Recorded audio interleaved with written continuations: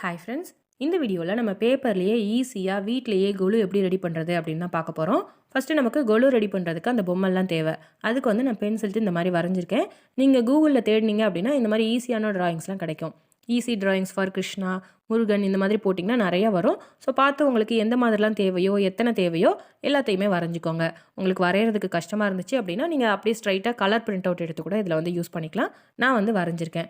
இதில் வந்து நான் கிருஷ்ணர், முருகன், பிள்ளையார், அப்புறம் தஞ்சாவூர் பொம்மை இந்த மாதிரிலாம் வரைஞ்சிருக்கேன். 3 படி ரெடி பண்ண போகிறேன். ஸோ ஒவ்வொரு படிலையும் வைக்கிறதுக்கு ஒவ்வொரு மாதிரியான பிள்ளையார் வேணும் அப்படிங்கிறதுக்காக நான் ஒவ்வொன்று வரைஞ்சிருக்கேன். ஸோ உங்களுக்கு எப்படிலாம் தேவையோ அதுக்கேற்ற மாதிரி நீங்கள் வரைஞ்சிக்கோங்க. வரைஞ்சிட்டு பிளாக் கலரில் அவுட்லைன் கொடுத்துக்கோங்க. எல்லா இதுக்குமே பிளாக் கலர்லேயே அவுட்லைன் கொடுத்துக்கோங்க. அதுக்கப்புறமா நம்ம வந்து இதை கலர்ஃபுல்லாக மாற்றிக்கலாம். உங்களுக்கு பிடிச்ச கலரில் அழகாக இது எல்லாத்தையுமே கலர் பண்ணிக்கோங்க. இதுக்கு வந்து ஸ்கெட்சு, கிரையான்ஸ் எது வேணாலும் நம்ம யூஸ் பண்ணி கலர் பண்ணலாம். ஸ்கெட்ச் யூஸ் பண்ணி கலர் பண்ணோம் அப்படின்னா நல்லா பிரைட்டாக இருக்கும் கிரையான்ஸை விட. ஸோ அதனால் ஸ்கெட்ச் யூஸ் பண்ணுறது பெட்டராக இருக்கும். கலர் பண்ணி முடிச்சதுக்கப்புறமா இதை எல்லாத்தையுமே தனித்தனியாக கட் பண்ணி எடுத்துக்கோங்க. இப்போ பாருங்கள், நான் எல்லாத்தையுமே கட் பண்ணி எடுத்துட்டேன். இந்த மாதிரி எல்லாத்தையும் கட் பண்ணதுக்கப்புறமா இதை வந்து நம்ம ஒரு அட்டையில் ஒட்டிடலாம். அதுக்கு வந்து நீங்கள் இன்விடேஷன் கார்டு கூட எடுத்துக்கலாம். அது வந்து பிளெயினாக இருக்க வேண்டிய அவசியம்லாம் இல்லை. எழுத்து, படம் எது இருந்தாலும் பரவாயில்ல. நம்ம பின்னாடி தான் ஒட்ட போகிறோம். அந்த பேப்பரை கொஞ்சம் ஸ்ட்ராங்காக்க போகிறோம். அதுக்காக தான் ஒட்டுறோம். ஸோ அதனால் ஒரு அட்டையில் வந்து இந்த மாதிரி எல்லாத்தையுமே ஒட்டிக்கோங்க. ஒட்டிட்டு இதை நல்லா காய விட்டுட்டு அதுக்கப்புறமா இதை கட் பண்ணி எடுத்துக்கோங்க. தனித்தனியாக கரெக்டாக அதோட ஷேப்புக்கு ஏற்ற மாதிரி கட் பண்ணி எடுத்துக்கோங்க. இப்போ பாருங்கள், நான் எல்லாத்தையுமே கட் பண்ணி எடுத்துட்டேன். இதை வந்து நம்ம அப்படியே கூட யூஸ் பண்ணிக்கலாம், அல்லது பின்னாடி ஸ்டாண்டு மாதிரி வச்சு அப்படி கூட யூஸ் பண்ணிக்கலாம். நான் வந்து இதில் ஸ்டாண்டு மாதிரி தான் வைக்க போகிறேன்.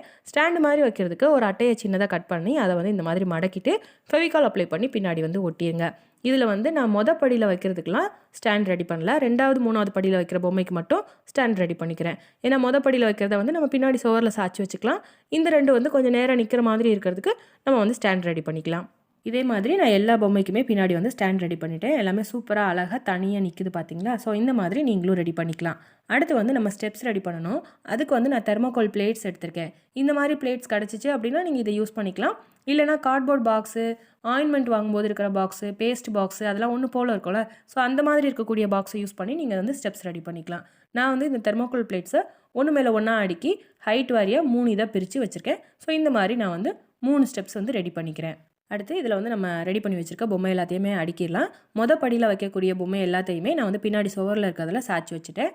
அடுத்து 2 படியில் அடுக்கிற பொம்மை எல்லாத்துக்குமே நம்ம ஸ்டாண்ட் வச்சனால அதை வந்து ஸ்டாண்டோட அப்படியே நம்ம ஸ்ட்ரைட்டாக நிற்கிற மாதிரி அடுக்கிக்கலாம்.